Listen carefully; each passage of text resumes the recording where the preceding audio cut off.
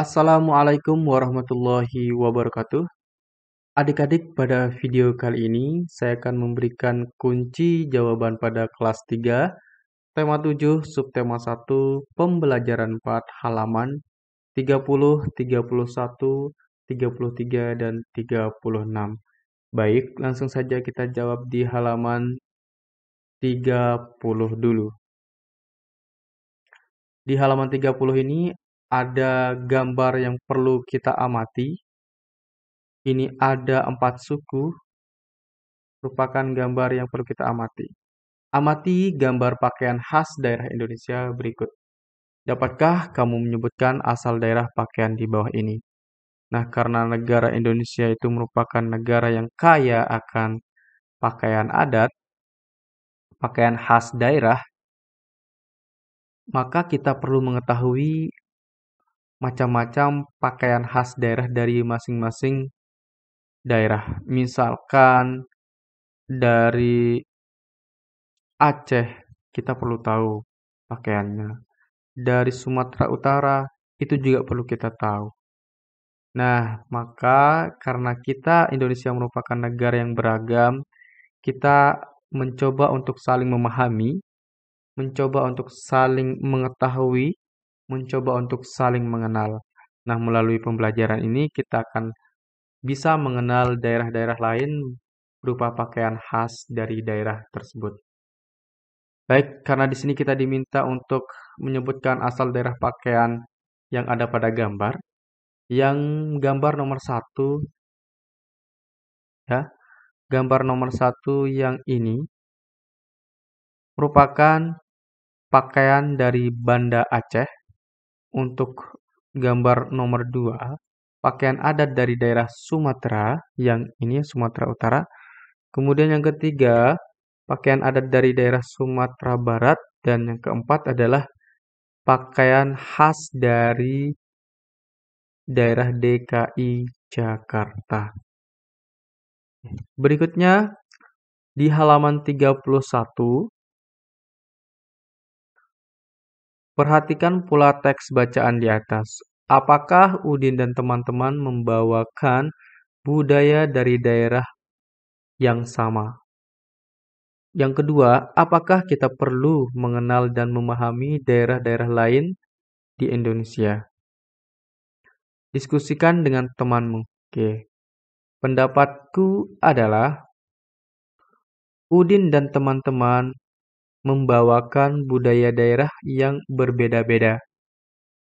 Kemudian untuk soal yang kedua, sangat perlu agar persatuan dan kesatuan tetap terjaga.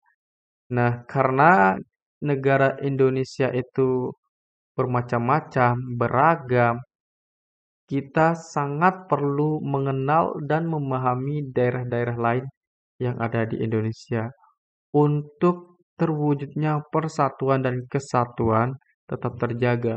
Apa artinya kesatuan dan persatuan?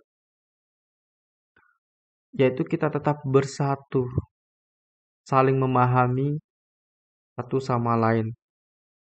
Misalkan dalam pertemanan kita harus bersatu. Begitu juga di Indonesia, daerah-daerah ini yang ada di Indonesia itu harus berteman. Seperti sama kalian dengan temanmu, itu Indonesia ini harus berteman. Dari Bali itu harus berteman dengan Lombok, Lombok berteman dengan DKI, DKI Jakarta berteman dengan Kalimantan, itu harus berteman semuanya. Papua berteman dengan Aceh, harus berteman. Agar terwujudnya persatuan dan kesatuan terjaga. Itu maksudnya ya. Sekarang di halaman 33, berdasarkan informasi yang diperoleh dari teks tersebut. Oke.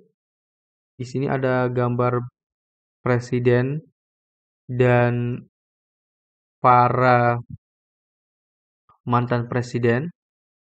Nah, di sini ditanyakan apakah pakaian yang dikenakan oleh bapak-bapak presiden beserta para undangan menunjukkan keragaman negara kesatuan Republik Indonesia. Jadi jawabannya adalah pakaian yang dikenakan menunjukkan keragaman pakaian adat yang ada di Indonesia. Nah, dari beberapa macam pakaian yang digunakan di sini, mereka memiliki perbedaan yang khas ya. Misalkan ini, kain yang di bawah berbeda, yang ini juga berbeda, ini juga berbeda. Jadi ini merupakan pakaian-pakaian adat yang ada di Indonesia, yang digunakan oleh Bapak Presiden dan tamu undangan. Baik, kemudian pertanyaan kedua.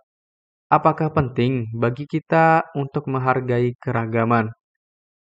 Jawabannya adalah sangat penting karena menghargai perbedaan atau keragaman kita telah menjaga persatuan dan keutuhan bangsa Indonesia. Nah, karena kita saling menghargai perbedaan-perbedaan yang ada, keragaman yang ada, maka itu akan mewujudkan persatuan dan keutuhan bangsa Indonesia ini. Jadi tidak boleh karena adanya perbedaan, karena adanya keragaman, kita tidak boleh mencaci, kemudian menjelek-jelekkan budaya lain, daerah lain itu tidak boleh. Berikutnya halaman 36. Tentukan kalimat utama dari teks bacaan di atas. Oke, untuk yang paragraf 1, di daerah Sumatera, singkong diolah menjadi berbagai macam makanan. Nah, karena banyaknya hasil pertanian berupa singkong, maka singkong itu diolah menjadi berbagai macam makanan.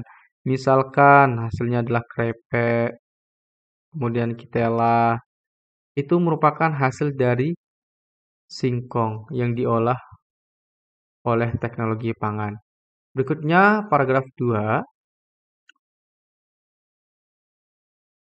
teknologi pangan memiliki peran penting dalam mengolah singkong. Nah, karena adanya teknologi pangan dan adanya singkong yang melimpah maka singkong diolah menggunakan teknologi pangan dan menjadi berbagai macam makanan. Berikutnya yang ketiga, paragraf ketiga, dengan adanya teknik pengawetan dan pengemasan bahan pangan, singkong dapat diolah menjadi berbagai jenis makanan. Nah, karena di teknologi pangan itu ada namanya teknik pengawetan dan pengemasan bahan pangan, itu menyebabkan singkong dapat diolah menjadi berbagai jenis makanan. Misalkan digoreng, kemudian dijadikan keripik, kemudian dikemas dengan baik dan diawetkan, maka singkong tersebut akan bertahan lama dan bisa dimakan wilayah oleh orang-orang di wilayah tertentu, dikirim ke daerah lain, kemudian dimakan oleh orang lain. Berikutnya, buatlah ringkasan dari teks pengolahan singkong. Ceritakan ringkasan yang telah kamu buat di hadapan teman-temanmu. Nah, jadi ringkasannya adalah dengan adanya teknik pengawetan dan pengemasan bahan pangan, singkong dapat diolah menjadi berbagai jenis makanan. Nah, untuk berikutnya nanti kita akan menjawab pada tema 7, subtema 1, pembelajaran 5. Sekian, Assalamualaikum warahmatullahi wabarakatuh.